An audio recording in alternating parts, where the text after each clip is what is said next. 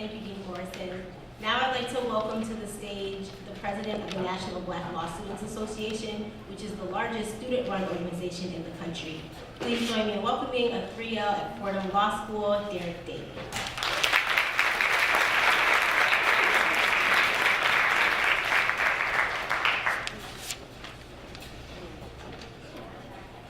Thank you, Kayla and Dean Morrison. Thank you for opening NYU to all of us this morning.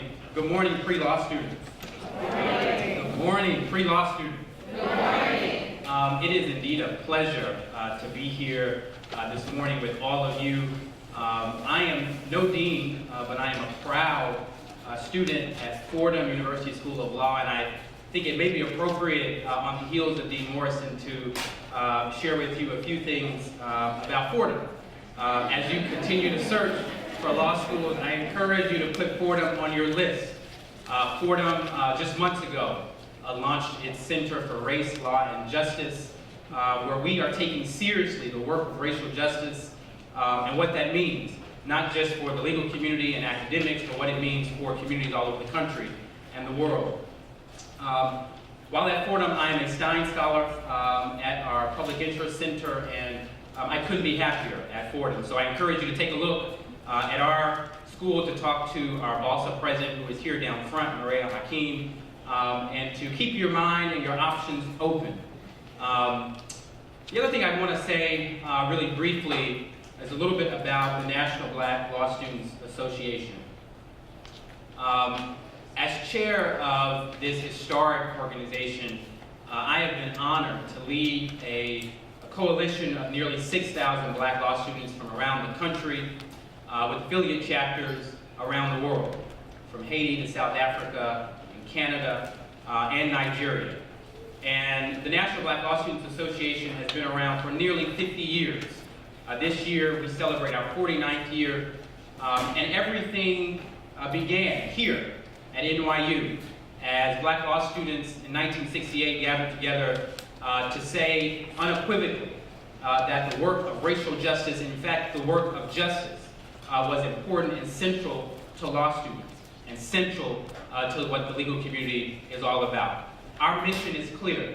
BALSA is intentional about increasing the number of culturally responsible black lawyers in the legal community. What does that mean?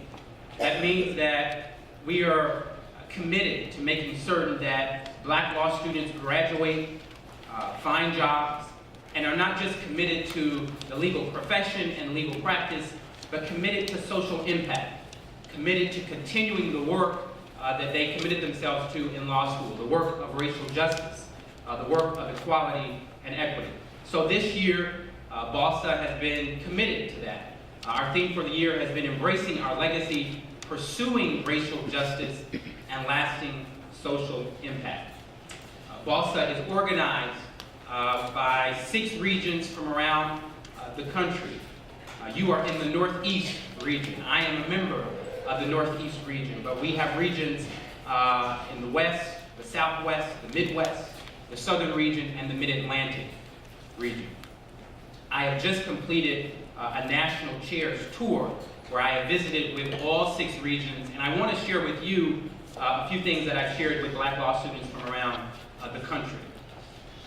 And what I'm going to share with you that I've shared with them is not something that was inspired by me, but it's something that I was inspired to share through my reading of Ta-Nehisi Coates' book, Between the World and Me. I encourage you, if you haven't read the book, pick it up. There is no better time to grapple and wrestle with the issues that Ta-Nehisi Coates lifts up in his book than now. The first thing that Ta-Nehisi Coates compels us to think about is the phraseology of racial justice, white privilege, white oppression, social justice.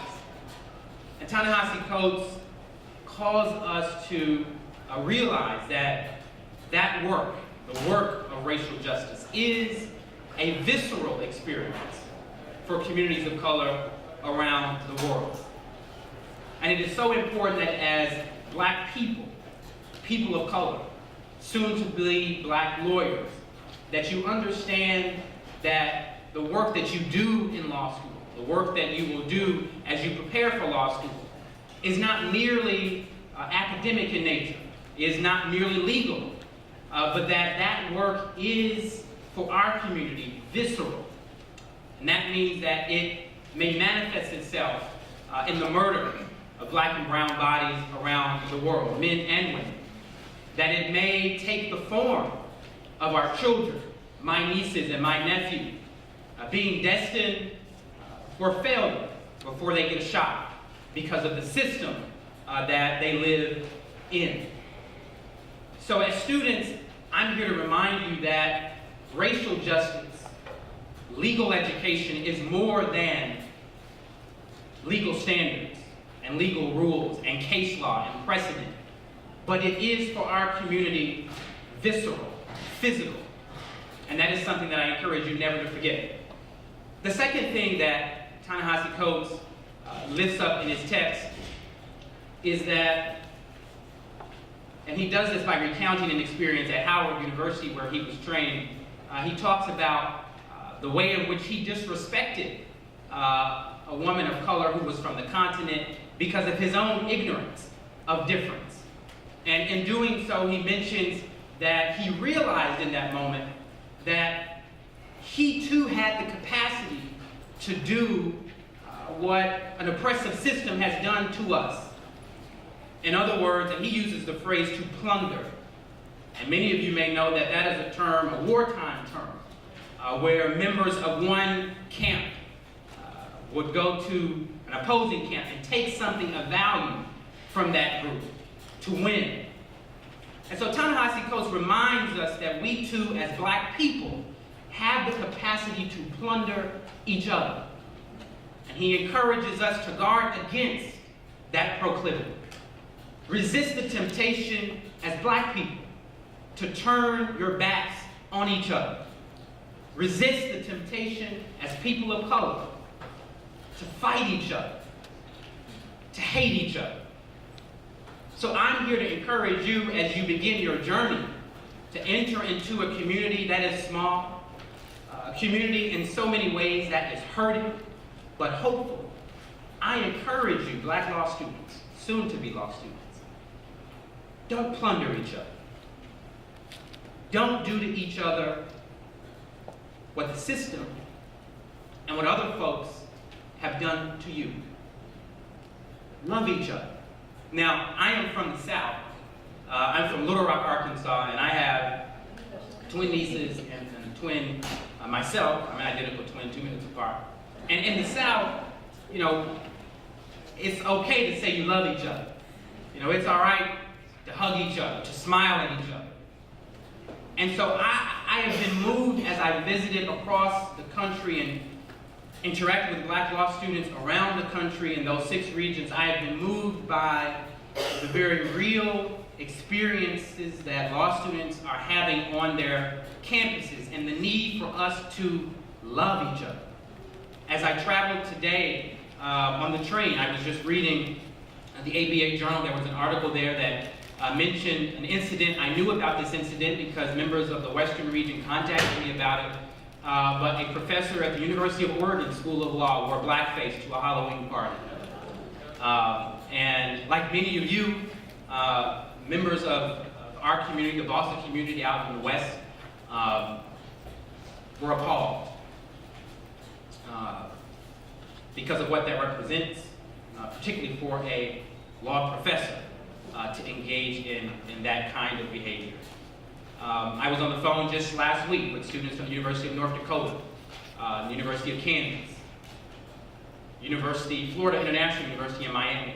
Students all over the country, black law students on their campuses, are faced with this very visceral experience, the one that Ta-Nehisi Coates lifts up. Finally, let me just say that I saw a poem yesterday of a friend of mine who was sort of reacting to what we've gone through and are going through as a country in the aftermath of the presidential election. And the poem read in part, "I am from 2 countries. One is thirsty, One is on fire. Both need water. Be water, pre-law students. Whatever you do, wherever you go, whatever your legal path, be water. Your country, our community need you.